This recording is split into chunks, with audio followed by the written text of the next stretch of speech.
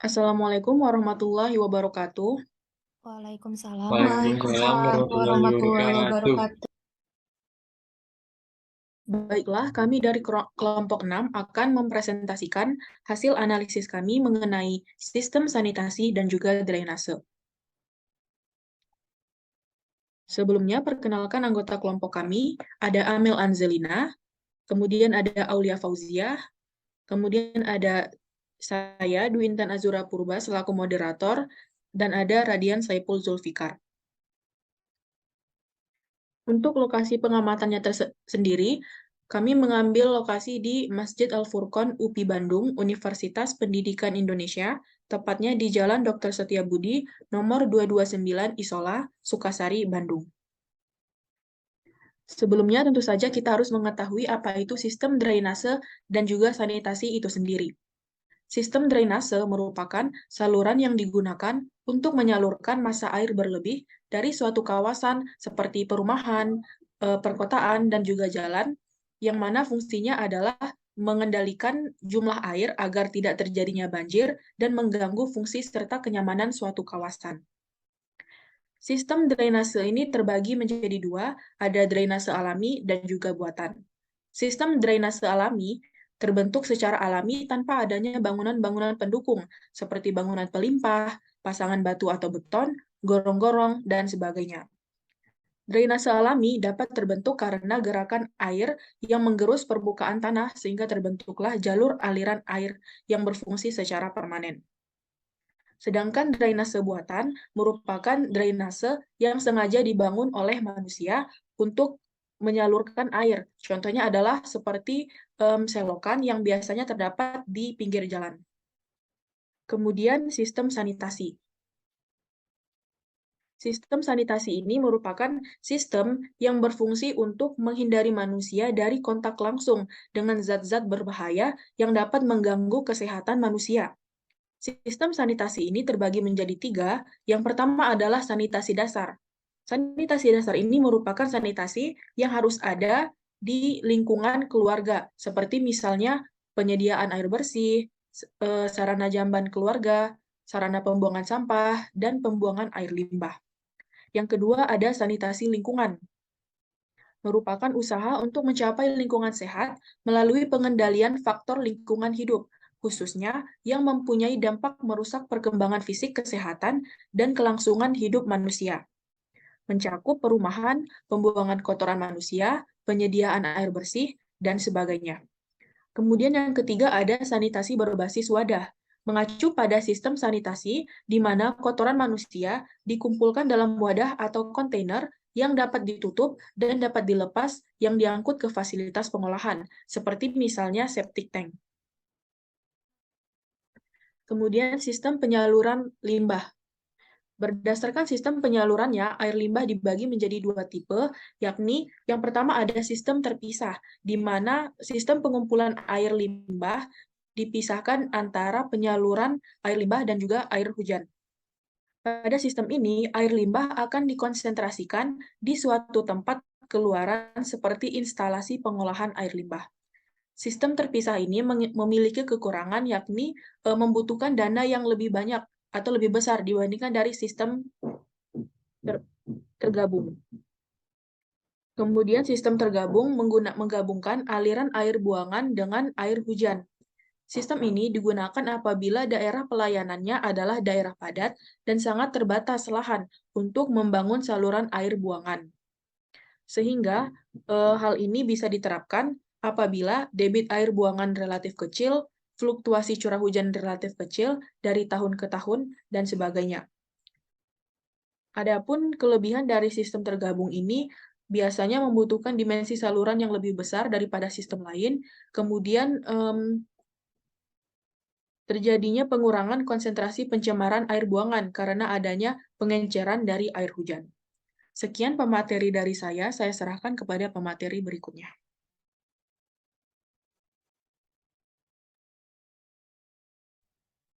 Adapun sistem pengolahan limbah secara domestik. Yang pertama yaitu sistem on-site atau sistem setempat, Sistem ini mengolah air limbahnya secara individu di dalam setnya masing-masing. Misalnya dengan menggunakan tangki septik. Limbah yang dikelola sendiri dan ditampung oleh septic tank, biasanya septic ini berada di depan rumah atau harus bisa diakses oleh truk tinja, karena kotoran dari limbah tersebut harus disedot. Adapun kelebihan dan kekurangannya. Yang kelebihannya yang pertama yaitu biayanya murah, memiliki teknologi pembuatannya yang sederhana. Dan memiliki kekurangan, yang pertama itu mencemari air tanah, yang kedua tidak cocok untuk daerah yang kepadatan penduduknya tinggi. Next, dan yang kedua yaitu sistem offset atau sistem terpusat. Sistem yang mengolah limbah dengan menyalurkan limbah melalui sewer atau saluran pengumpul air limbah, lalu masuk ke instalasi pengolahan terpusat. Nah, biasanya limbah-limbah hasil dari penduduk sekitar ini ditampung di satu tempat. Adapun kelebihan dan kekurangannya pada sistem ini, yang pertama kelebihannya. Yang pertama sesuai untuk daerah yang kepadatannya tinggi. Yang kedua tidak mencemari air tanah. Dan yang ketiga lebih awet. Sistem ini memiliki kekurangan. Yang pertama itu biaya pemeliharaannya tinggi dan menggunakan teknologi yang tinggi. Selanjutnya akan dijelaskan hasil studi kasus oleh teman saya. Kemudian terdapat hasil studi kasus yang telah kami dapatkan dari hasil observasi ke lokasi Masjid Al-Furqon ini. Terbagi menjadi 3 bagian, yaitu yang pertama ada sistem drainase, yang kedua ada sistem air bersih, dan yang ketiga ada sistem air kotor. Yang pertama adalah sistem drainase. Drainase yang digunakan pada Masjid Al-Furqon ini merupakan drainase dengan sistem tertutup. Terdapat di sekeliling bangunan di sebelah pedestrian atau salasar masjid. Penutup drainase ini terbagi menjadi 2, yaitu ada yang menggunakan CNP baja ringan dan ada yang menggunakan dak beton. Next. Kemudian ada sistem air bersih pada Masjid Al-Furqon.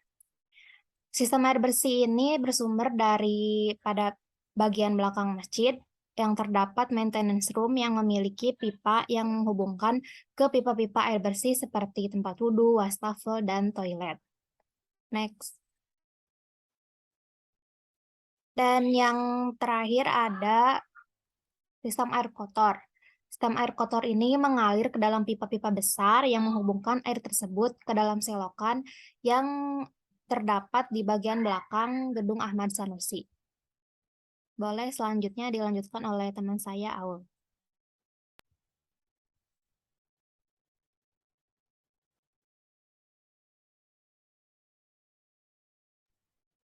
Selanjutnya ada penjelasan mengenai sistem pembuangan limbah stormwater. Air hujan atau stormwater merupakan limbah yang dapat langsung dialirkan ke sumur resapan atau buangan akhir karena tidak mengandung sabun atau lemak. Namun pengolahannya tetap harus diperhatikan karena air hujan tidak boleh menjadi genangan, karena apabila dibiarkan menggenang maka akan terjadi banjir. Pembuangan limbah stormwater sendiri terbagi menjadi 2 sistem, yaitu sistem tanpa talang dan sistem talang. Untuk sistem tanpa talang dapat dilihat seperti di gambar, tidak memiliki talang air hujan pada atapnya, sehingga air hujan yang jatuh langsung menuju ke arah tanah. Sedangkan untuk sistem talang, air hujan ditampung terlebih dahulu melalui talang air yang ada di atap. Lalu setelah itu barulah dialirkan menuju ke arah riol kawasan. Untuk pembuangan limbah stormwater Masjid Al-Furqon sendiri menggunakan sistem talang. Adapun standar ukuran diameter talang yang disesuaikan dengan luas bidang atap dapat dilihat secara rinci pada tabel yang sudah disediakan. Boleh di next.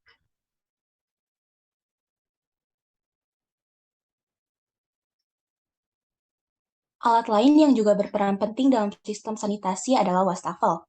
Alat ini biasa digunakan untuk mencuci tangan. Dengan begitu, limbah air kotor dari wastafel dapat disebut sebagai grey water yang biasanya disalurkan menuju ke tempat pembuangan air kotor menggunakan pipa-pipa. Adapun jumlah wastafel dalam Masjid Al-Furqon yaitu berjumlah sebanyak 16 buah, dengan 10 wastafel berada di WC atau toilet pria dan 6 buah di WC atau toilet wanita. Pada wastafel biasanya terdapat seal atau perangkap dan juga pipa fan.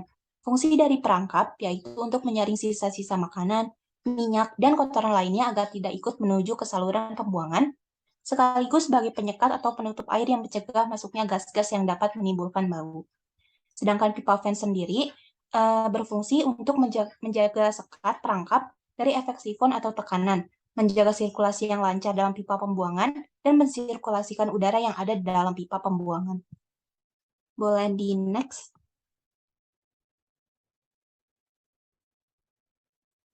Yang terakhir yaitu kesimpulan. Berdasarkan pengamatan yang dilakukan, dapat diketahui bahwa sistem sanitasi dan drainase di Masjid Al-Furqon sudah baik. Sistem drainase yang terdapat di Masjid Al-Furqon berupa saluran air yang mengitari masjid dan pipa yang menyalurkan air menuju saluran air. Sedangkan sistem sanitasi yang digunakan adalah sistem on-site, di mana terdapat tangki septic tank untuk menampung limbah. Sekian penjelasan dari saya, selanjutnya saya serahkan kepada moderator. Baiklah, sekian presentasi dari kelompok kami. Apabila ada kesalahan, mohon dimaafkan. Saya tutup presentasinya. Assalamualaikum warahmatullahi wabarakatuh. Waalaikumsalam Waalaikumsalam warahmatullahi wabarakatuh. Terima kasih.